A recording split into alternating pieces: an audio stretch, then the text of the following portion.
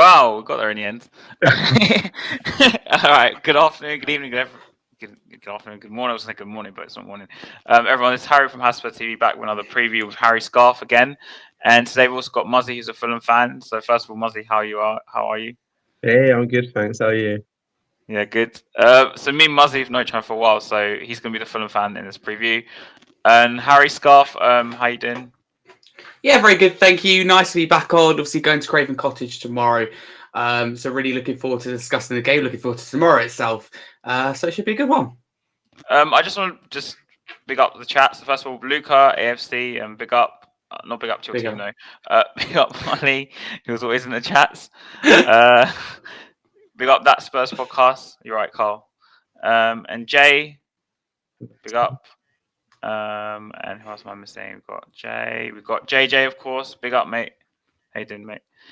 As always, big up. Always. Yeah, every chat. And I think that's it. And only one fix. Yeah, big up. Get Muzzy to switch his phone landscape. I don't want to ruin what I've got at the moment. My phone's already been messing up all day, so I'm not doing anything. Yeah, Marley ain't going to risk anything. Sandra, big up. I think she's from one of yours, I guess. Okay, so first we'll get straight into it. I think we're going to touch quickly on the Villa game because, as usual, we go through the previous game and then we'll go straight into Fulham and among other topics. So first of all, Harry, the Villa result. Yeah, very good. For the performance, I'll have my own take on it, but you can go first. I know what it's like with you, so I was going to save that for after. But no, overall, very happy. I didn't, for 1 minute think that we'd go to Villa Park and win 4-0. For me, it was a case of first half, we looked good, maybe a little bit vulnerable defensively, bit shy of shooting it. Okay, it is what it is. We get the first goal, absolutely crucial.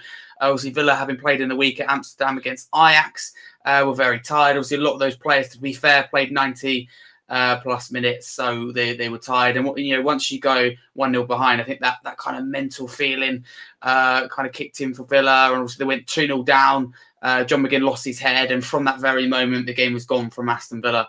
And towards the end, we took our chances, and it ended up 4-0.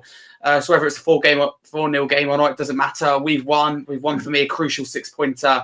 We're in pole position now for top four. I'm not saying we're going to get it, but we've definitely helped ourselves. So overall, very happy. Is there room for improvement? Absolutely. I still think we look vulnerable defensively. I think sometimes, like in the first half, we're afraid to shoot.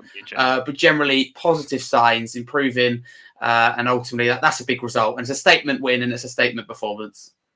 Okay, I'll go my take on it. So the first half I thought was pretty bad.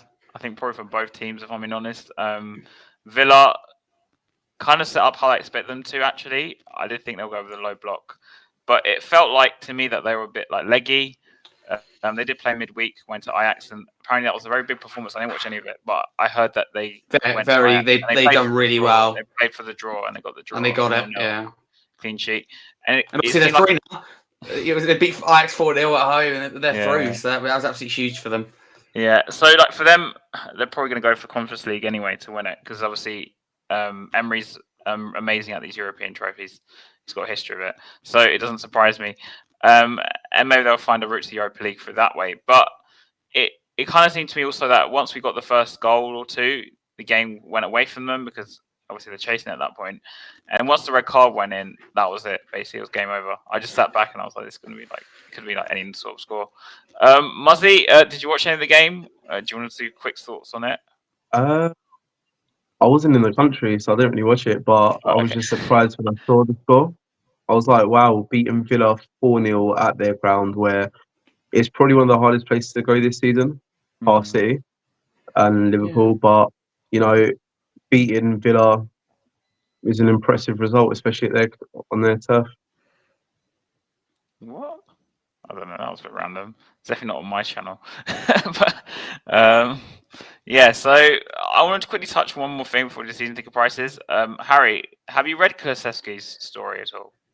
Oh no, I just one of those things that you go around to get round to doing, you just don't do it. But from what I've heard, it's very, very positive. It's very open, very complimentary of Ange Postecoglou. And I like that. I've always said from players, I like them to be open, I like them to say how they feel, what they thought. There's no good a player coming out and going, we bad last season, all these other excuses and read from a script. I want players to be brutal and honest. No, we were dire last season. Unacceptable. It's unfair on the fans. The fans deserve a lot better. The club deserves a lot better. Be really, really brutal. And that's something, as if I was a player, I would be. And from what I gather, Kulusevski was very honest. And has gained a lot of respect from that, from among the Spurs fans. And I see it. People have constantly criticised Kulusevski, have given him credit, and I think as of this, we'll give him a bit of leeway, if you like. So I'd like to know, obviously, more what was in it, but nothing but positive things that come out of it. I do feel for him because I read the whole thing. So me and David spoke about it on the podcast earlier on Tuesday. So if you guys don't follow that podcast already, me and David Billsby. And we do a podcast every Tuesday now. It comes out like a Thursday or Friday now. So just want to summarize it and quick thoughts, and then we'll go into the season ticket prices because I know that's what everyone's looking to talk about again. Like when I read it, I felt for him because he spoke a lot about how he was like some shy Swedish guy and he was kind of shunned at Juventus away. And as soon as Spurs called, he was like, I need to get out of here. So he went to Tottenham. And at the beginning, I kind of had empathy for his emotional sort of thing. But the one thing I didn't like was near the end. Okay, he praised Ange, which is fine, yeah. But he mentioned the Chelsea game where we lost 4-1, and he goes, "Oh, that's life to lose in that way." And I'm like, please.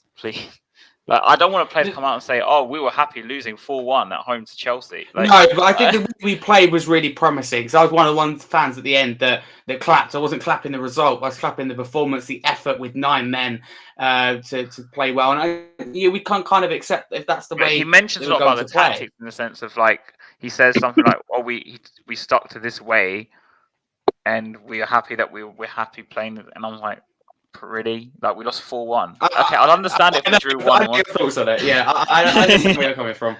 Yeah, like I get it. To me, it comes across as like vibes rather than like, oh yeah, we're building to something successful. I'd rather he came out and said, we gave a good effort, but I'm really unhappy with the result. I'll be like, cool, that's fine. But the fact he goes, oh, this is life, this is vibes. I'm like, what? Well, there you go. I love Ange Ball, but as we said before, and as one of my favourite lines to say, football's a results-based business, and football is a harsh game sometimes. Postecoglou needs to prioritise results over performances. Yeah, I'm glad we played really well against Villa, but it's good to see us performing well. But if we played awful and scraped a 1-0 win, I'm not going to be sitting here complaining because we got the result and we won the 6-pointer. The results come before. In an ideal world, you play well and you win the game. In an ideal world, but if you can't perform, it make sure you win the game. If you can't win the game, make sure you don't lose it, and that's got to be something we have to do. I feel like we can see you've got to make sure you don't lose it. Ange probably doesn't fall on the latter. The second thing you mentioned, I don't think it falls on that. As in, if we lose control of the game, I don't feel like he's the kind of manager to try and steep. He'll just keep we lost that game against Wolves away in the last 5 minutes. Rather than like decide to stem the tide and tell him to control the ball and taking quick free kicks resulted in the goal. Yeah, he kind of just let them play the same way, and it was like you keep it 1-1. Okay, it's frustrating. 2 points dropped, but still one more point on the board that would have helped us in this top 4 race. It's just that's mentality thing, isn't it? Really, in the space of what was it, 65 seconds to concede 2 goals? That's not right. That's mentality against a Wolverhampton Wanderers team. That's tactics as well, this season. Yeah, that's poor, and that's there's no excuse for that. Yeah, so 12 minutes and we had an argument already. Okay. So Muzzy, I thought we'll go to you. Sorry for making you wait for 12 minutes. So season ticket prices. Obviously, Harry brought up a great point before we started the stream that your prices have gone up, I assume. Is it as much as Spurs, which is the 6%, and the 3% for premiums, and the Spurs memberships also went up last year, by the way. People tend to forget this. So what are the prices like? I'm not asking exactly what you pay because that's not like appropriate, but just tell us about the Fulham prices and how it compares to Spurs. I feel like it's only the Riverside stand that's actually embarrassing prices. They've got free caps, 1,000, 2,000, 3,000. I'll openly say that I pay £520 for my seat, which is actually quite good for a Premier League standard. That's a good price. That's good, yeah. It's a good price, but then literally the block next to my seat is an extra £150 or something. I'm thinking, what's the difference? Like, there isn't much, but I've got a feeling my season ticket's going to go up by at least 10% next season. 10%. That's what we're all fearing. So it'll be £600 basically, I guess. Pretty much. But we don't know what Fulham are going to do. They surprise us every year. This season was a face value ticket in the Riverside stand for the Man United game for £150. For one You game.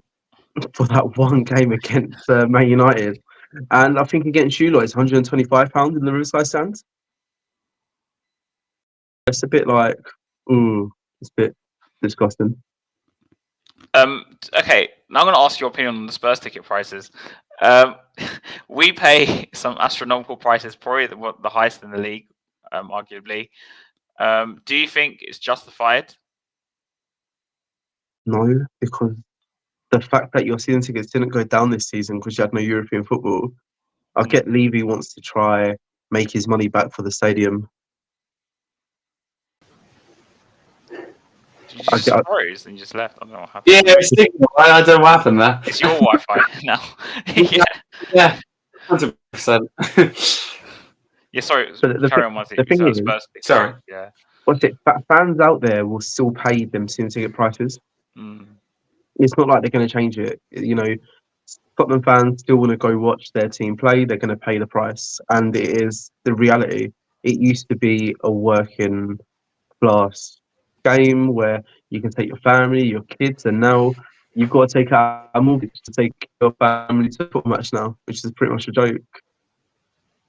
Mm. Yeah. But as in, the reason I say this is justified is like as in, you look at Arsenal now, they do pay really high prices like Spurs, but they're going to sign players like Declan Rice, Yeah. etc. Obviously, they had the Ozil in the past. When you look at Spurs, do you think that such high price is justified? As does it get reflected in pro recruitment? Because I guess being a Fulham fan, you can't understand why you guys can't buy the top players because it's a bit different. We can't buy top players. Yeah. Yeah, that's different. But with you lot, you know, I look at your attacking force. Have you got a replacement for Harry Kane? Not really. You know, Richarlison, yeah, he's doing all right. He gets his goals here and there. But your human son who's not getting any younger, so you need to try and get a replacement for him. And if you're going to be splashing out that much money on the season ticket, you expect the same back by the board to sign players to make it worth your while. Mm. Okay. And could I have you on? I just want to ask you something briefly because Harry's here. Because I'll be a good chance to put an opinion out. What did you think of Spurs' last two transfer windows under Ange? Ben's been a good signing. Hmm. You know, he's been. Yeah. Did you sign a doggy under him? No, he was before. Yeah, he was before. No. Porro was before as well. We signed Van der Ven, Vicario, Solomon, Madison. Madison. Did you say Vicario? Yeah, obviously Dragonson's just joined. Werner's come in. Werner, very, very crucial, I think. I mean, I think the only one that has flopped for you lot, mainly because he's injured, is Solomon. You think? Okay. And because you already brought that up, I want your thoughts on Solomon and Sessegnon as well, because do they have this? I don't know if you've heard about Sessegnon's injury. Yeah, he's out for like a crazy amount of time. Do you think he has a future at Tottenham, and do you think Fulham might try and buy him back? And also with Solomon, same question really, and just your thoughts on him as a player. Because I know you've told me personally, but I don't think Harry's had your thoughts on Solomon. With Solomon, I could not give two craps about him, honestly. He's left our club. He didn't really care about being with us. All right, yeah, he scored a couple of good goals, but he done my nut in the way he left the club. I didn't like it. And with Sessegnon, well, here's for the 30 mil is your problem now, isn't it? All right. Oh. Because I remember you told me that. No, the reason I bring this up because I remember you told me you saw him more as like a winger, right, rather than a left back. Like with Sessegnon, yeah, he plays better as a winger. You know, I think he played his best games under us, which made you lot want him because he played so good as a winger. Yeah. But at the same time, you know, he can play defensively. But since he's come to you lot, he's been so injury prone. Like, I don't remember him being that injured at Fulham. Okay. Okay, we touched on your opinions on that. Harry, season ticket prices. You said you wanted to talk about it. So, what do you want to say? Listen, firstly, Spurs, the increase, the 6% increase season ticket prices next season. I think that if you put it into context in terms of Arsenal's rises and other prices that we're seeing, for me, I don't like to say it's justified, but it's more understood. Of course, a lovely new stadium. We pay the price for that, and I personally think I know this is where we differ. I think that the recruitment has been a lot better recently, and Bax is we've not gone out there and signed a world class player. I personally think that will come. I think in the next few windows, but I think we've gone out there and we bought Maddison, and we got a third strong centre back, something I don't think we would have done before. And ultimately, I love Van der Ven, but at the time, overpaid for him. He's absolutely worth it. I think now, I think he'll be worth even more in the future. But at the time, I think we overpaid for him. So we're just doing things like that. That's interesting because I didn't think we ever paid for him. I just think that was just the going rate for. 43 million at the time, Van der Ven. Yeah. He'd only had one season really in the Bundesliga to prove himself. I think this is crazy prices nowadays. Unfortunately, it's just how it is. Crazy prices. But I think, being honest with you, the time we bought him, he was a 25 million. You think 25 million? I'd agree with you if it was 5 to 10 years ago. But 45 million now, but at the time of signing him, I think he was, 25 million, and that was really because of his pace. But the problem we have here with season ticket prices, I know we disagree on everything, but the problem isn't the increase in season ticket prices, but it's the scrapping senior concessions from the 2025-26 season, which exploits loyalty. It's disrespectful to senior fans, and I've had the privilege of speaking to some fans. It's quite sad actually. This week they've had season tickets. One was 40 years and one was 44 years. That planned that they would get these concessions, but now they can't, and now they have to look into the decision whether they'll be able to go and watch the football club. That they like and support, but ultimately they worked hard all their life, they deserve that. So I think in terms of a football issue, as Muzzy touched on, working class people, I want to say they're being forced out of the game. They've been forced out of the game, sadly. It's already been done, and that's a sad thing. And biggest issue with that, Harry, should come together, yes, but I don't think it's just a Tottenham issue. But the biggest issue with that, though, is that to me it removes legacy fans, because if you think about it, these people can't bring their children or grandchildren, I guess, or children to game. I think I say grandchildren, children, because obviously these concessions are going to be get rid of, I assume, for good, right? So we're talking in 10 years. It's like they don't care about the actual Spurs fans. To them, it's just like, oh. I'm more scared of what's going to happen in 10 years. It's like, we look at it now, we're thinking, oh my God, it's only gone up by 6%. God knows what it's going to be like in 10 years. There's going to be, every football club wants a new generation to come through. And how are they going to get that if their parents can't afford for them to come to a match? That's what I'm trying to. Yeah, Muzz, you hit the nail on the head. That's what I'm trying to say. Because you can't bring the younger kids to the game if you can't go yourself, right? So it's like, I obviously, maybe one of these days, me and you will have kids at some point, right? So how am I going to think in the future? If I turn like 60, whatever, how am I going to afford to take my kids to the game? And myself, obviously, you can't just take it. They can't just go by himself. It's like a 10-year-old kid or something. So you need to think about that as well. And I think it's kind of reflected in, if you walk into the Spurs stadium now. I think there's a lot of day trippers. I don't think there's a lot of like fans who were there from like the beginning. You go to the Spurs shop and it's like £100 for a shirt, which is bloody insane, and then 125 for a Elite shirt. And I'm like, where are they getting these numbers from? Like, this is just a football shirt with a name on it. But if you look at it from the Spurs point of view, they could, for me, nearly double the price as what they are now, and it's still going to be a sellout. Okay, might be they have to really push the season tickets, but I think generally that it'd be an absolute sellout every single game. And again, I don't understand that necessarily defending the club. I'm not against broad fans, by the way. I don't want this to come out wrong, but there's people that come and they'll pay for like that. They say they go on a trip to London, right, to watch Spurs for one time. Yeah, and I don't want to come out as wrong because I know I'm friends with loads of foreign fans as well. And I don't want to come out wrong. But they'll end up, obviously, because they're going for that one time, they'll happily spend the one big money for that one ticket, right? But obviously, this happens because we're in the 21st century. This happens way more than people think. Yeah, so it's not just, obviously we're talking back in the 1900s where the planes were more expensive, blah, blah, it would never happen.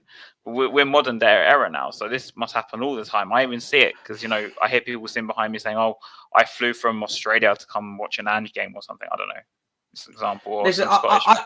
I personally don't have a problem. I understand where you're coming from, but we're tourists, and I understand the prices because of the beauty of the new stadium. But the problem I have is, one, as I discussed there, the senior concessions, because that's exploiting loyalty. We all know that the football's nothing without fans, because ultimately you have the option to pay the price. With concessions, you get there, you've been very loyal to the club, you've invested absolutely thousands, you worked hard all your life, and then it's kind of stab in the back. Sorry, we're left with that. So that's for me one thing. The second thing is our away day ticketing system. It's impossible to get away ticket. We're talking 2,500 away capacity, and you've got at least 40,000 fans scrapping for tickets. And you get to the front of the queue. I've experienced this myself, and you get absolutely chucked to the back when the system has a fault. Oh, I was at number 2 at one point, and I just got chucked right to the back. Do you know that was the case or not? If you don't mind asking. Hey, do you know why that was the case? Did they send you a notification or something? No, it's for Villa. I was in the away ticket. It just said at first it said sold out. I looked into it later, and people got tickets after. I'm not going to create a big fuss about it. Yeah. But ultimately, no. Going back on track, obviously, I have the privilege to work with some football clubs like Fulham and Tottenham, and I love both and what they do. But ultimately, both are guilty of high prices. So ultimately, they both got to remember that football's nothing without fans. To me, the 6% stinks of the fact that we lost money because we weren't in Europe, and Levy's trying to get it back. But we don't need the money from the scrapping senior concession. That is not needed. We're not. I get it if it was a few years ago before the new. This is how it come. I'm not saying that's the case. I'm saying that's how it come across to me. I know what you mean. Like, so hold on, we're suffering because of your ineptitude. Like, I just don't understand. Bonnie or Muzzy, if you know, do you know the prices of in the Riverside stand? Because I know I think he says £150 more, right? Didn't you say or something? It's £150 more. For the Spurs game, the tickets in the Hammersmith end, in the Riverside end, is 125.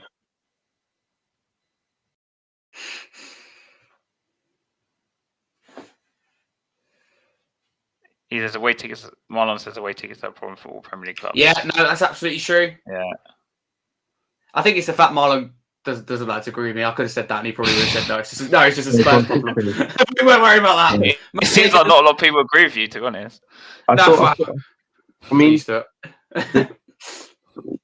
we've just released hospitality kind of stuff for the Riverside, and I feel like just applying for the hospitality season ticket as a joke, just so I can see what the prices are.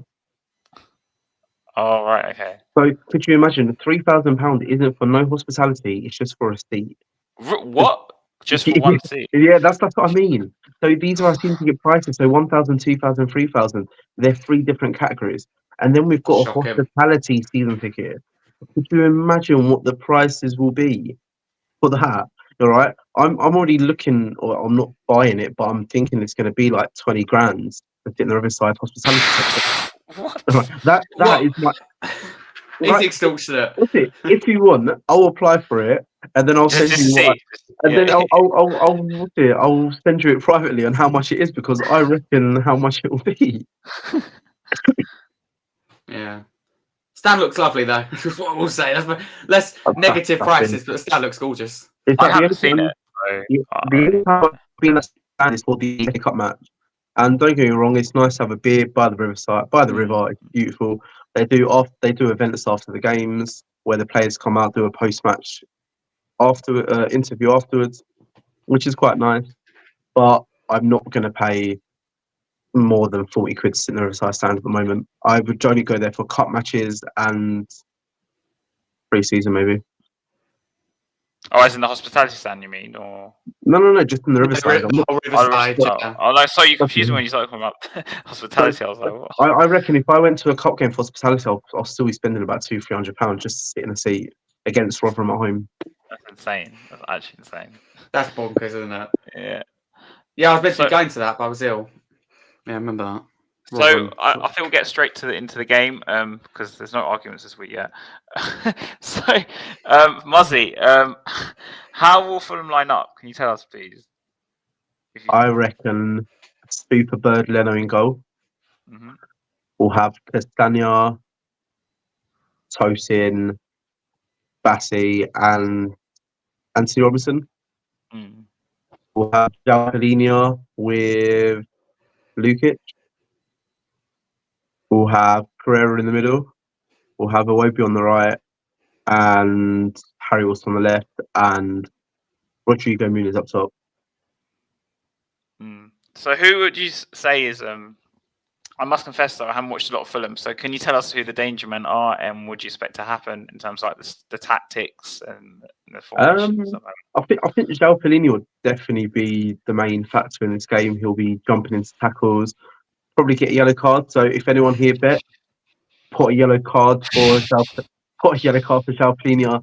He's just come back from a 2-match suspension. He was on the bench last game, and when he came off the bench against Wolves, he looked like he wanted to kill every Wolves player. Interesting. And then your most feared player, we've got Adama Traore on the bench. And I remember last time I mentioned his name, you got scared. Yeah, that's true. And that reminds of Jacob on United Spurs of America. So big up to you because he loves Adama Traore. Big up. He's great, Jacob. Yeah, but I think Harry Wilson will be a threat. Rodrigo Muniz. At the beginning of the season, I called him a donkey. Now he's like a semi-donkey. Like he's starting to get on his feet. He's a striker, right? A striker, isn't it? He's a striker, but with Jimenez got suspended or injured, and then he came in and he just started playing so good. I'm thinking, where the hell have you been, mate? Like, why have you only just started halfway through the season? If only you started when we needed a striker at the beginning of the season. But I think similar to Højlund with Man United in terms of when they're playing well, that he's scoring goals. And Muniz, you think when Fulham needed a goal in so many games that he wasn't there, but now they're playing all right. I mean, it could be because of that, but now he's chipping in with the goals. He's that kind of player that can bully your centre backs. He is starting to turn into I wouldn't say like Mitrovic, but he's built like a beast. And, I just want to hope he bullies your centre-backs tomorrow. And, yeah. Do you think Van der Ven missing will be a factor then? Because of 100%. When we played at your ground, Van der Ven was there to clean up the mess. So I don't know who'll be there to clean up the mess, but it'll be interesting that battle. We know what's going to happen. And have you? I don't know. By the way, if you guys don't remember, Scarfy doesn't remember. Your brother supports Tottenham. So, what have you thought of Tottenham this season? What do you think is the danger man for you lot tomorrow? Apart from the obvious ones, I guess, like Maddison and so on, maybe. But how do you expect Spurs to line up? It depends. If Richarlison's fit, then he'll I think he's play. injured, isn't he, Harry, or not? He'll be back. I read something today saying he might be in the squad. Human Son, he'll be a threat, and he'll be an interesting one. And Werner, ex-Chelsea player, he wants to, it's always a bigger rival for him. I don't think we've actually played Chelsea when he was there, and if we did, I don't remember. But Werner's pace will be a bit threatening, but Tosin and Basti at the back, their pace is amazing, so they'll have it under control, hopefully. Richie's back, apparently. Okay, interesting. Oh, wow. It gives us a bit of a conundrum up front, actually. So in that case, he's beat his recovery date. Yeah, because I'd be tempted to play Richarlison, Son, and Werner, but I don't know how that would work. What do you have against Brennan Johnson? He's scoring goals and getting assists. You don't put him in the team. Come on. But I'll tell you what, Brennan Johnson looks like he's doing better off the bench than he's actually starting. Thank you. At least I agree with that. Sorry, did I stir something there? We're lucky all the time. Don't worry about it. We argue about Johnson probably like 90% of the time we want to stream. To be honest, as soon as we mention the owners, there's a problem, and that's the whole show done. That's the whole evening gone. We're not avoiding using Levy's name, so yeah, it doesn't go down well, I'm afraid. On a Friday, it turns into like a 3-hour stream. Complete opposite opinions, I think, and it's interesting, especially with TJ as well. Yeah, it makes it spicy. So I'm not going to but yeah, so that's what I mean. Like, for example, what you thought of Johnson, what you thought of just Richarlison, I guess, what you thought of just other, because I know your brother supports Tottenham, so I don't know how much Spurs you probably watch. I mean, yeah, he'll be in the away section tomorrow. So I was gonna say, are you going together and splitting? Oh at the no, entrance? no, I'm Oh. driving. I'm driving to the ground and then I'll work afterwards. But I know He's he'll be going on. broke on the bus, the boat or something, isn't he? Or He, something? yeah, like Yeah. I even asked. I asked him, can I be on the boat party? I promise I won't sing any Same Fulham on the songs. Spurs man. Yeah. I said, come on, look, I'm your brother. Just let me on the boat. It's fine. Honestly, I know some of the Tottenham boys. It's not like fine. Ryan and Miles was anything anyway. They probably wouldn't even care. Oh, they will definitely say something. Really? Oh, right. Okay. 100%. Oh. They'll be the reason why I get friends to represent. All right. Okay. Maybe not then. But what's it? I think Brendan Johnson, he's a good player. Like he done well for Nottingham Forest. It's obviously playing for Tottenham. It's a bigger expectation. You're playing for a bigger club. But him coming off the bench makes such a massive difference. Like I even go on, like when I don't watch the Spurs match, I look on flash scores and I'm like, oh, Brendan Johnson's come on. Then 10 minutes later, oh, Brendan Johnson's either got the goal or got the assist. I'm thinking, I do understand your frustration why he's not starting, but at the same time, he's just coming off the bench at the moment, and he's still young. Like next season, he could be a first teamer, but let him just get used to the way Ange plays. And Absolutely. What do you think his best position is, Muzzy?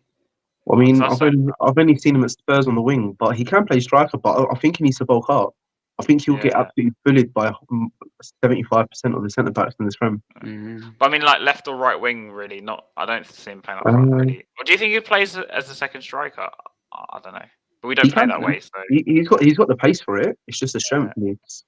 Because he really reminds me of Delhi. That's what I always get reminded of when I watch Johnson play. Well, because the haircut. No. I just think the style in which they play, like also just Johnson's, just the way they're very similar, not because of the way they look or anything. It's just I do think Delhi's got did have a few more tricks and skills. Yeah. Johnson gets the job done. Delhi would try anything in any situation. And the reason I say is because with Johnson, when I watch him, I don't know what his strongest position is. Obviously, we can play all across the front, but I don't really know what his side is, but what's he usually play for Spurs? I don't really. He's playing on the right. He's playing on the left. Usually on the right, but he's on the left against Villa, and it was huge. It's causing so many problems to Matty Cash and but that's probably Ange looking at doing his research, thinking right, Brendan Johnson might actually be good on the left for this game, and it's good to have a play like that can be versatile because if you get injuries, let's not say when you get injuries because you don't want to wish injuries on anyone, but if there are injuries. It's so good that you've got a versatile player that can switch sides in order for you not to ruin the way you play your game. Like his versatility is a massive advantage. That's the one thing I'll definitely give him. But I just feel like I don't know. I just kind of expect a bit more really because it's not like he's coming from a foreign league with no Premier League experience. He's been in England for playing first team football for 3 years. Yeah, but the thing is though, he's come from the Championship to the Premiership with Nottingham Forest. The coaches aren't as good as Tottenham's. Tottenham's coaches will be more intense. They'll try to get you to a better level than Nottingham Forest because, let's be realistic, Nottingham Forest is going down this season. And I hate to say it, half of it could be because of Tottenham because they took too long trying to buy him and you've messed up their fair play rule. So apparently they were willing to sell him for 30 million earlier in the window and we bought him for 50 they were going to send him to Brentford. And that would have helped their financial fair play rule, but because they waited for your offer, it went past the fair play rule. Yeah. And that's what's pretty amazing. But let's get back onto the subject where I think that Spurs coaches are better than Nottingham Forest. The development of the players there is probably better. The facilities are better. I've picked up Spurs under 21 players or whatever you want to call them. Because he's an Uber driver, just so you know, Harry, if you remember. So I picked up Ben Davies as well, remember? I picked up Ben Davies. I remember you saying that, yeah. I picked up Ben Davies from the Spurs ground, but I picked up some of them from the training ground. And looking at your facilities is mental. Like, absolutely love it. And I could only wish for my second club that's just around the corner from that training ground to have that one day. Yeah, interesting. So, I just want to talk to Harry about this quickly. So obviously Richarlison is back. So this I just kind of changed already. So everyone kind of expects Dragusin to walk in for Van der Ven. Now, I'm going to pose a weird question to you. Do you think he might pick someone like Ben Davies instead because he's left-footed? No, not at all. Dragusin, listen, that's the beauty. We have a third strong centre-back. And that's that's a nice thing to be saying, and not many clubs have that. I look at Arsenal, and I don't think they have 3 strong centre backs, whereas we do, and that's why I think we're in some cases in a better position. Timber as well. I wouldn't count him as a strong centre back. I think he's injury prone and hasn't had many minutes. So for me, it's just Gabriel. He's okay, but he's doing okay because he's got Saliba next to him. Why you bring Arsenal to this? I just asked you a question of what you think, David. Yeah, just linking it. I can't remember why I brought it in. But I was like, wait, this is a Tottenham podcast, right? yeah. Comparison. But no, Dragusin will come in for Van der Ven for me. Andrew's already confirmed today that will be the case, and I will do that anyway. Why risk Van der Ven? We've got an international break coming up, got all those hard games to come in April, and you've got a third strong centre back for me. April onwards. No, nor am I. But if you keep our best players fit, we have a chance. So but obviously with Vicario in goal, Dragusin, Romero, Porro, or Doggy, you move on to midfield. You have to keep it the same. Anyone with common sense would say that. Sarr, Basuma, and Maddison, and you have to keep the front three the same for me as well. I mean, I'll get conversations with it, but Richarlison for me probably just about makes the bench. And that's not based on form or anything, but based on he's injured, and I don't want him to come back and come back on engagement. Son, right, wasn't it? So be Johnson on the left because I think he can cause Castagna lots of problems more than he can cause Robinson. I'm a huge fan of Robinson. And on the right, Kulusevski. Robinson will have the pace over him, but Kulusevski is quite critical of him. He's quite clever. He cuts inside, and I think he could cause Robinson problems. And Son down the middle. I watched Fulham against Wolves, and I thought you're very good every time you go forward, but defensively, that line was very disjointed. There was lots of gaps. I think Bassey's obviously very new to that system, so he sometimes stood out a little bit. It's a bit higher, but I think that will glue over time. But I think we have a chance of it. I think there'll be goals in it. Put it this way: you've got Tottenham with Van der Ven. We know his pace, and we've got a Fulham side that's good going forward, but does leak goals. Mm-hmm. Interesting. So, Muzzy, without Van der Ven, which is obviously going to happen now, where do you think Fulham can exploit Spurs? Because you mentioned earlier that Van der Ven was a massive factor as to why you think we won the game at home. I think he's a good player, and with Spurs, you don't know. One game Udogie could have a bad game, and you can exploit him. One day, who's the other side? Porro. All right, Porro could have a bad game, and you can exploit him. Like with Spurs, you don't know who's going to have a bad game. It's just what happens on the day. I feel like with Udogie, he's more of a player to expose though, because he's young. He can be reckless. We saw him at what he done against Chelsea. He loves the yellow card. Yeah, so him and João Plini will have a battle on who's going to get the first yellow cards. But I don't know where we can exploit you. But at the same time, the way Fulham play, sometimes we play so fast, so quick, just like Spurs. So it'll be very like the way we play our football, where it's very fast. It's just who's going to be more clinical on the night. I know you're going right, so yeah. So do you expect Fulham to win tomorrow or not? I mean, listen, we went 1-0 down against Arsenal. We came back 2-1. Anything can happen at Craven Cottage. We'll just have to find out. But I'm feeling positive because we are starting to play well. We haven't got any injuries, and let's just hope Silva puts out that strongest 11, gives them the right message. And when Adama Traore comes off the bench, we'll absolutely run ragged against whoever's on the booking.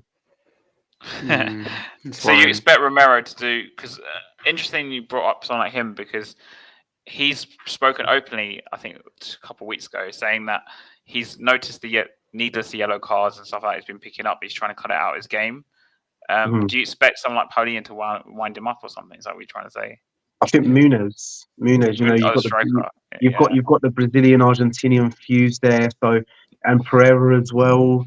We're going to be coming at you, and we are going to be running at you. It's not like Spurs are invincible and no one can run at them. And we are going to probably trigger Romero tomorrow, especially when you've got Pereira and Muniz, both Brazilians, and they'll be at him.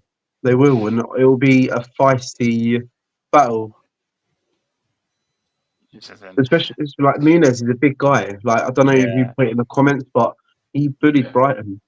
He looks so good against Brighton, and I'm hoping that he plays really well tomorrow, where he flicks on them headers to Harry Wilson, and your centre backs or full-backs fall asleep, and Harry Wilson goes in, which is what he's good at, same as Iwobi as well.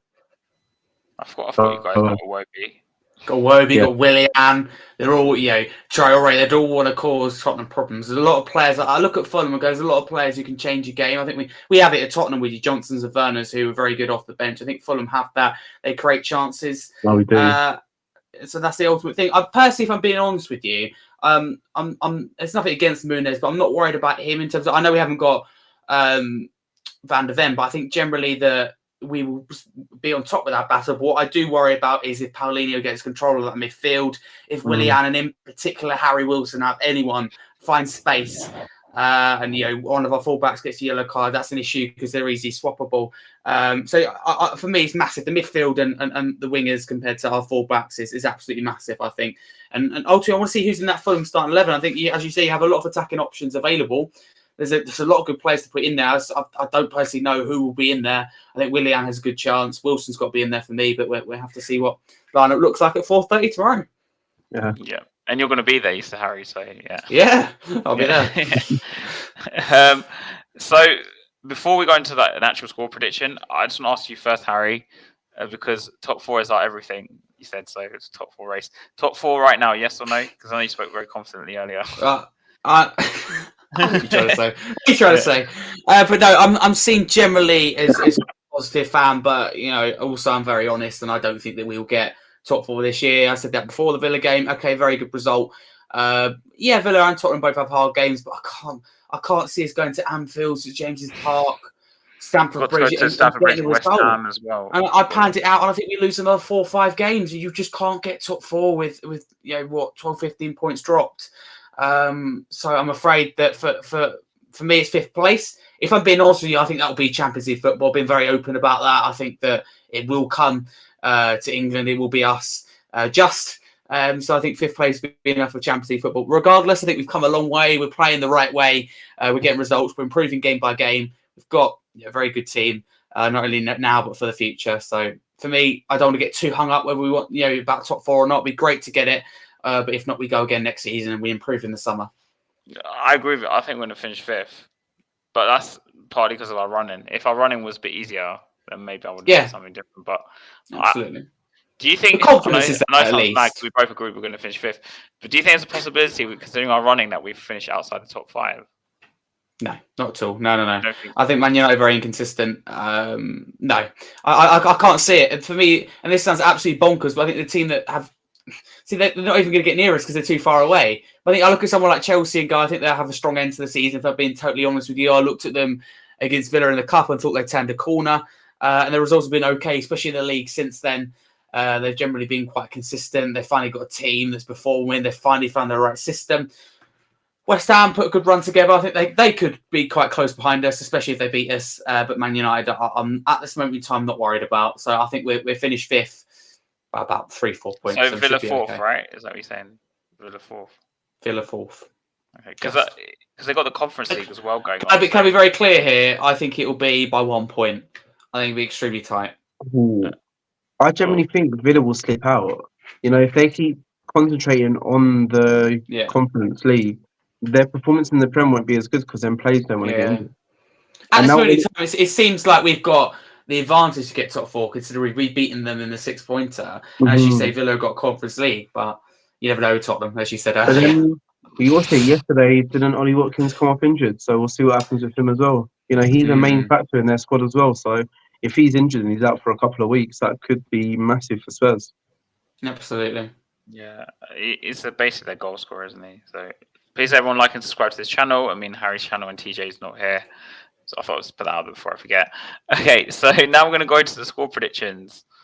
This is going to get interesting, I guess. I'm going to go first. I'm going to say Spurs will win 3-2. Confidence from you. I didn't expect that. Because and I'm going to win it by late goal. I think it won't be like an easy game.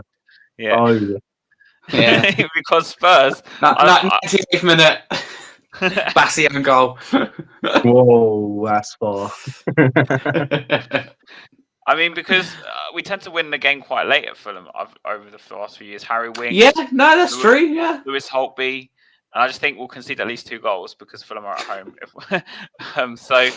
And I think we won those end-to-end Saturday night matches. And in the end, we'll score like a late goal from like Son or something. I don't know. And we'll scrape it. Harry, your prediction? See, I think I'll be negative.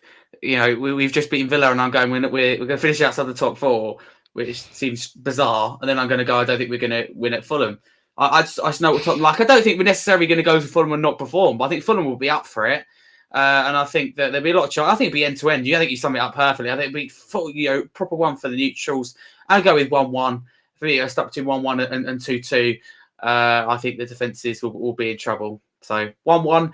Believe it or not, can we just mark this date down? House has gone for a Spurs win and I've gone for a draw. I think every single show I go for a win and you go for either a loss or a draw. So this is a very rare occasion. Not really, Harry, because we both predicted us to beat Chelsea. We're both wrong and TJ was right. Don't you remember? Again, yeah, no, I do remember that. And that was unfortunate. I don't think since then that we predicted the same outcome.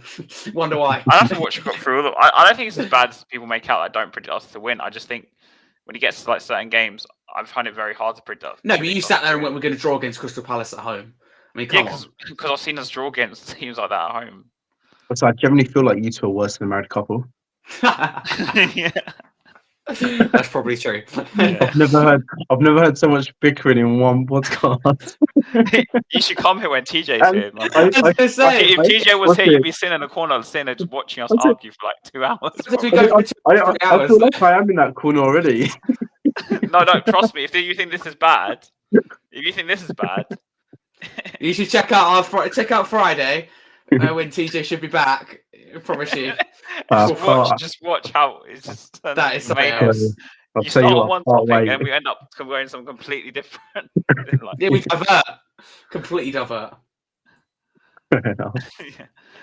Muzzy, I'm expecting not Spurs win as a prediction, but absolutely not. I think Fulham are going to win 2-1. I think we'll go 2-0 up and then we'll let in a late goal.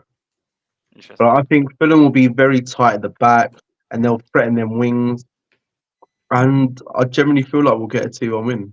You know, we got a 2-1 win at United away. We got a 2-1 win at Arsenal at home. Well, let's get a double on the North London teams, eh? But what do you think is the difference between us playing you at your ground compared to ours? We're actually scoring. We weren't actually scoring back then. Like we were struggling to find who's going to be our striker. Where it was Muniz, Jimenez. A lot of injuries as well. We had injuries too, but we also had a very, your keeper made a very good save in the first 5 minutes when Zhao had a header, and he made an amazing save in the south stands section. But I just feel like our team's more connected now. We're actually got a philosophy how to play without Mitrovic. That was our biggest worry. Next year our biggest worry is going to be how we're going to play without João Palhinha, because I don't think he's going to. I don't think he's going to stay. Bassey was playing on the wrong side as well. Bassey's now in a more comfortable position, playing next to Tosin. Them two have got an amazing partnership together, and we're hoping that them two are solid together. But I'd say my biggest fear is Robinson. All right, although Harry likes him, he would be a world beater if he knew how to cross the ball. Yeah. That's his only downfall. Like, you'll see, he'll cross the ball and it'll either go straight to your keeper or it will go for a throw. But I generally feel like we're going to win 2-1 tomorrow. I'm not putting money on it because I'm not that confident. But All right. Okay. Also, before we let you go as well, because we're going to finish up probably in like 10 minutes, I just want to ask you on your predictions for Fulham for the rest of the season. Do you guys have any hopes for getting into Europe at all still? I don't know. I haven't really seen that sort of table. Top 10. I think, top 10 I'll be happy with if we get into 8th position, which is a Europa Conference position, I'm guessing. That would be a Eighth. bonus. Is it 8th? Yeah. So I reckon if we get to 8th, that'll be a bonus. But if we get top 10, above Chelsea, above Brentford, that'll be a beautiful finish to the season. I love the West London battle in the middle of the table Above again. Chelsea, yeah. Yeah, Chelsea's come and join us. They felt left out. So Brentford they've fallen down this season. They've not joined the party. No, fair play to the £1 billion bottle jobs. They want to join us in the middle of the table. I don't mind. Yeah. But while we talk about money, I mean, I could be completely wrong here, Muzzy, but I get the impression that if FFP didn't exist, I think Fulham would be in a completely different place. I think that the money's 100%. there. I mean, you look at Fulham; they've got the 7th richest owner in the league. You know, our owners also own an American football team. They also own AEW, which is starting to become one of the biggest wrestling companies in the world now. Okay. And our owners do have money. It's just the chairman's son is an absolute Fruit Loop that doesn't know how to just concentrate on one thing. You know, if you see my Twitter, you see me calling I him like a that clown half the description. time. Yeah. You know, he is a clown. You know, but they seem to love him in America because he focuses on the American football. If he only focused on Fulham for a little bit, bloody hell, would be a world-beaten team one day with the money we have. Yeah. Interesting. So, do you think FFP will like help Spurs? Because I know that's Harry's argument for the past few months. That because of He is helping us now. Teams aren't spending money, and Tottenham are. It feels like Tottenham's transfer window. Yeah, but what's it? Tottenham have just sold a £100 million player, so they can have that. But other teams don't have them kind of sales, so they're struggling more. You see the Everton charge. All right, they got 4 points back, but they've got another charge incoming. They've got Nottingham Forest, who signed like 20 or half a league last year.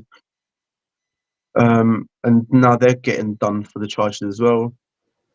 Everton got done twice right now, isn't it? I think. Everton, yeah, they're still waiting for their second. You know, you got Chelsea. Their owners actually came out and pointed the fact that, oh right, something went wrong in these years, which dumbass. But yeah, and then you've got Man City, who have got 115 charges, which they think is all incorrect, and they've done nothing wrong. And I hope that it bites them in the arse and they go down into the Conference North. Interesting. Okay. Obviously, it's the West London rivalry, isn't it?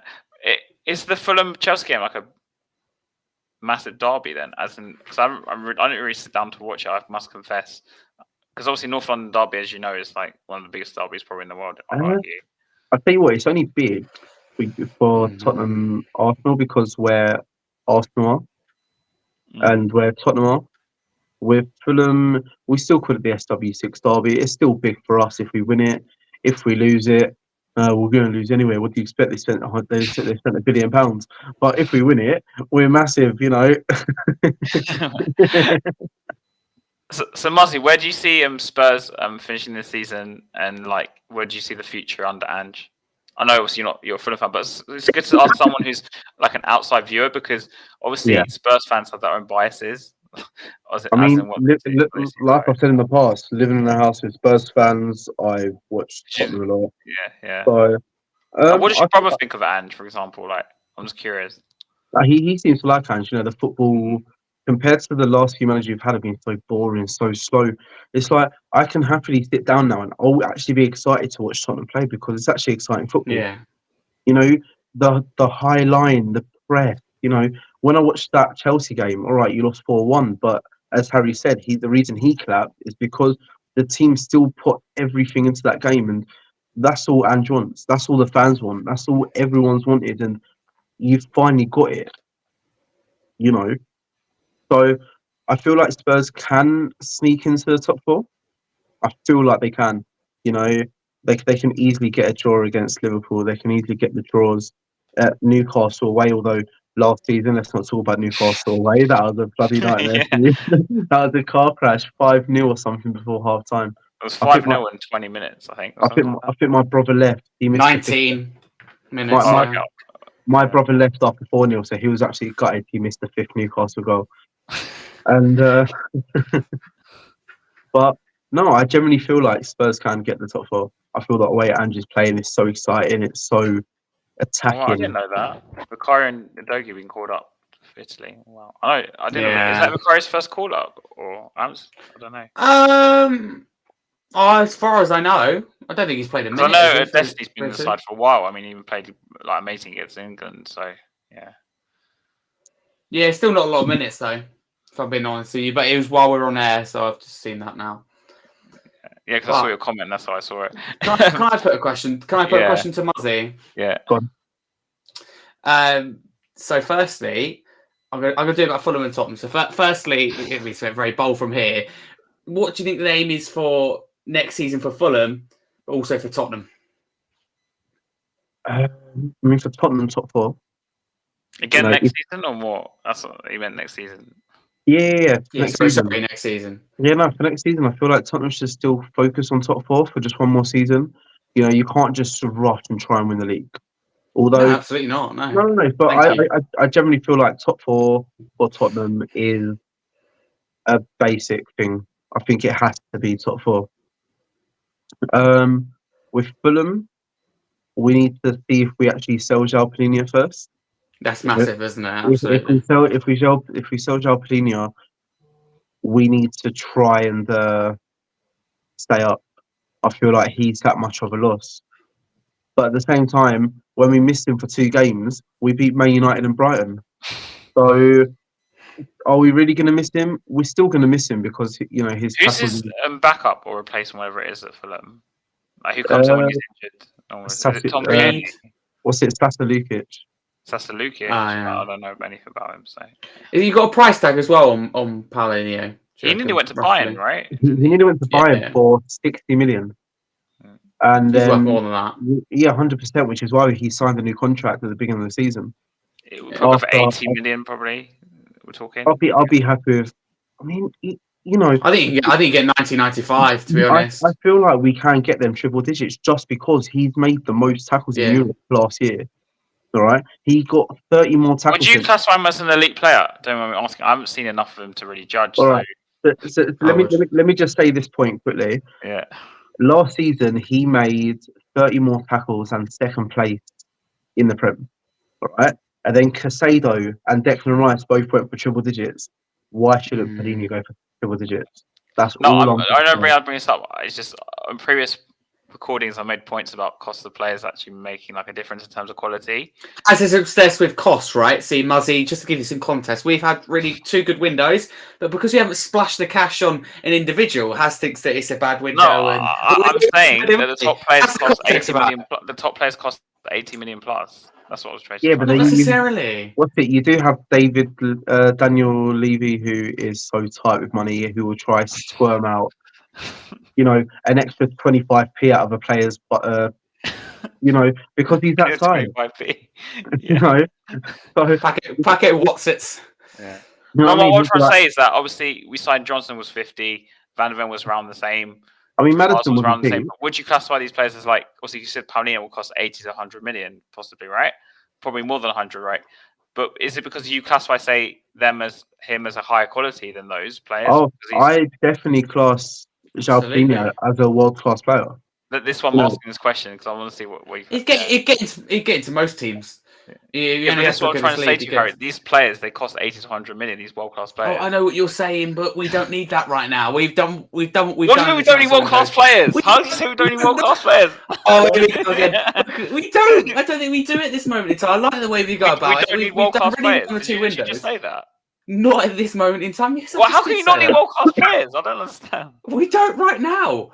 I'm generally trying to look for a white flag to wave across the screen. How can someone literally say we don't need world-class players? I just don't think we in the 2 windows, maybe in the summer, but not in the 2 windows we've seen because we went for a rebuild. You can't, you want to bring in these world-class players. We wouldn't be able to bring in the players we brought in now, which is the reason we're even in the top 4 battle.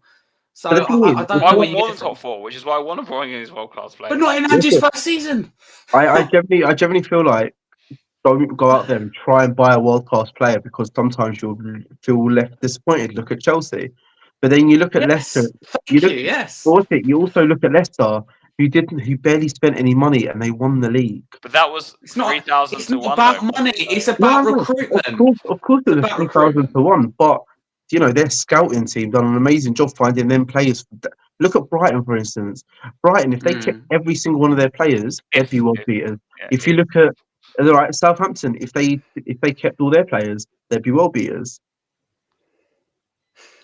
Our recruitment in the last 2 windows has been sublime. It's been absolutely excellent, and it needs recognition. It's been very good. Vicario, Van der Ven, people who suit the system. Vicario, we saved money and ultimately got the better goalkeeper. Van der Ven, his pace really suits the system. For me, we've got it right. Timo Werner, absolute no-brainer for me. I know that people disagree with me, but for me, Werner's a no-brainer. I think that's good business by the club. Oh, why wouldn't you want to sign him? People worry about the price tag. We've got a player who can play in numerous different positions, can have an impact on a game, and can ultimately win a game. Yeah, but I don't think Werner was because of the price tag. I think it's because he's next Chelsea. No. With Werner, also you need to think about this also. And this is someone, by the way, who actually likes Werner as a player. By the way, just before everyone starts saying I hate him or something. Oh, yeah. Are you one of those Werner likers but Johnson haters? That's you. Oh my god! I'm saying that the guy because let's face it, right? His second spell at Leipzig's not been great. His spell at Chelsea wasn't great. His first spell at Leipzig was amazing. Like he was like a really good striker back then. Yeah. But the reason we got him for so cheap is because of these factors. Like he's fallen off a cliff. He used to be very good, but we're taking a massive, like not a massive gamble because he's only going to cost 15 million if we buy him. But this is a gamble signing. It's not like you're spending like 80 million, bringing I don't know a Sane or something from Bayern or. That kind of player who he's going to come in, he's going to get you 10 to 15 goals a season off the wing, guaranteed. He can put a ball in. You look at City and they had Mahrez in the past, who cost, obviously back then 60 million was quite a lot. But now Mahrez will probably cost like 80 to 90 million in the equivalent of the time span. So it's not like that. So it's a gamble signing, really. I'm not saying we're against it. I'm just saying it's a gamble. Let's put it that way. Yeah. Well, for 15 Even though million. It's a cheap gamble, it's still a gamble because. And then he's taking up a spot that could have been taken. I think Van der Ven was a bigger gamble. A player that only had 1 year to prove himself for 43 million. That is proper gamble. Not for a player who's done it year in, year out for 15 million. For me, just isn't a gamble. But we agree to disagree. Also Werner's 27. Van der Ven's like 22. The chance of you getting your money back for Van der Ven in a few years is a lot higher. I feel like Spurs will make one marquee signing as usual every year. I feel like Maddison was last year. Yeah, so then I feel like you can't do a January marquee buy because it's halfway through the season. It's always a risk. But if you buy a player pre-season, you blend them into the philosophy. They'll be a good player. But it's just you've got to try get a player not because of their name, because they can fit into your Spurs squad. It doesn't matter about the name sometimes. Like when João Plini first joined Fulham, I did not expect him to be how he is now. Like you're thinking, bloody hell, like come on, that's amazing. So, and I think he only cost us like 20 odd mil. You're looking at that player. He's 20 mil, and look what he's doing in the Prem. He's ripping it up with the tackle stats. He's probably the first player to get 100 tackles in Europe. So, you look at that price tag, and then you look at Man United who have spent 80 million on a bloody striker, and he's only just started scoring, then he gets injured. To be fair to Højlund, I actually think that's a very good player in there, but. I'm not doubting there is, but some players they might not be amazing now. Like you might buy them young, which Højlund is, and how some players for Spurs are that you signed. It takes a year to get ready in the Prem. But obviously about Spurs' past history of not winning a trophy in 16 years and being so close in the sense of under Poch we finished second and third. Tottenham didn't win a trophy in 6. Oh, I never knew that. Yeah. and then obviously under Harry we were close-ish. We went to a final, we went to a few semi-finals. But do you think, for example, my argument was always that if we had, say, 2 or 3 world-class players during those time periods, in addition to what we had, we'd probably do it, right? Do you think Ange will push us over the line or not? I don't know, because some Spurs fans were frustrated with when you lot played us in the Carabao Cup because we rested the whole players. Yeah. Exactly. So if Ange really wanted a trophy, he would have gone for that cup. If in the FA Cup, you got unlucky. You played City away. That sucks. Was it City away? Or was it home? City at home, yeah. But still, City at home, yeah, it sucks. You're playing the best team in the world, which I hate to say. And so you got unlucky with that, but next year, take the Carabao Cup serious. Take it serious. Stop doing these 9 changes. I don't even like it when I go to Fulham matches and they do 9 changes. I'm thinking, I've just paid 20, 30 quid and I'm watching some players that have only just been given a pro contract. You can't put a pass together without a ball going out of play. It's proper poor. 100%. Like, but I mean, Spurs' team wasn't bad when they played us. I'll never forget when we played Rotherham in the FA Cup under Conte, where we won 3-1 in the end, right? But I was there myself. Tickets were fairly cheap, as you can imagine, on the day. We went 1-0 down because we made so many changes, but the passing was awful. 14 different times I counted where passes just went out of play. It was honestly shocking. We're talking Winks was in the team, Skip was in the team, Session in the team. It was that kind of, not putting it on them, but it was that kind of players in the team. And we had to we brought Lucas, Son, and Kane on, scored 3 goals and won 3-1. I remember I was at that game, but I think Levy forces them to rest players in these games. So I'm not going to discuss something where we don't know what happens. If you watch a documentary, I've seen Levy's very close to the players, and he speaks a lot to like Jose. If you watch it, but was it just because the camera's there? I don't think he's that close now. I don't think he's seen the players all year, to be honest with you. No, his office is next to the. It's the same office that was in the. It hasn't changed. Some people like the camera. I just said his office is right next to where the players are. It doesn't mean anything. It doesn't mean anything. Hardly means anything. What is that office for then? Like to sit there and like just do nothing? Probably doesn't use it. He's probably got loads of offices. I think. Basically, the rumors are that Jose got sacked because he wanted to rest players in the Premier League for the Cup rumors final, and they also fell out of the Super League as well. That's what I heard. But to sack a manager 5 days before a final is obviously it's actually criminal. I'm sorry. Yeah, I disagree with it. Yeah, but I'm saying that's one of the reasons I've heard why. But yeah. All right. So before we end the stream, Muzzy, where can we find you? You can find me on Twitter. My name's Muzzy Boy with BOII at the end. That's really the best place. You'll see me winding up every fan possible. Maybe yourselves one day. Who knows? But yeah, you'll find me. You'll find me on Twitter. Yeah. And Harry, it's a bit silly the question. Where can we find you? Yeah, thank you very much for having me once again, as we do every Friday. This week he didn't mess up the show. No, last week, I'd like to. I haven't apologised on this channel yet on Spurs Kings TV. I'd like to officially apologise because you remember last Friday we had technical issues. Has and TJ were fuming. It was secretly me. That was amazing fun tinkering with the system, tinkering with the sound, checking people out. So I do apologise to the chat. I hope you enjoyed the show. It's quite entertaining, quite funny. Someone speaks and they cut off, but no, that was deliberate. Don't worry. There's no bug in the system. It was just me. Felt like it. But if you want to follow me, you can there. Harry Scarf 22. I'm at Craven Cottage tomorrow. I'm in the press box. Really excited to be going. Film some content with Barney there, who obviously should be in the chat. You can check out my channel, Scarfy Spurs. This has actually been duo stream too. You can find matchday vlogs, duo stream. Trio stream. I don't know. It's on my channel as well. So yeah. Let's go. Triple stream, whatever. Yeah. Match reactions, match previews, weekly live shows, matchday vlogs, and potentially a rival show coming midweek as well. Yeah, JJ knew it was you. You did. You called it as well. I can see you hinting. I love that. What nightclub can we find you? You're more likely to find Muzzy at a nightclub if Fulham win tomorrow. Yeah. You see me in Shoreditch. Yeah, in Shoreditch. Yeah, big up guys in the chat as well. Big up. Okay, so you find me at Harry. Find me at Hotspur TV. I do batch reactions.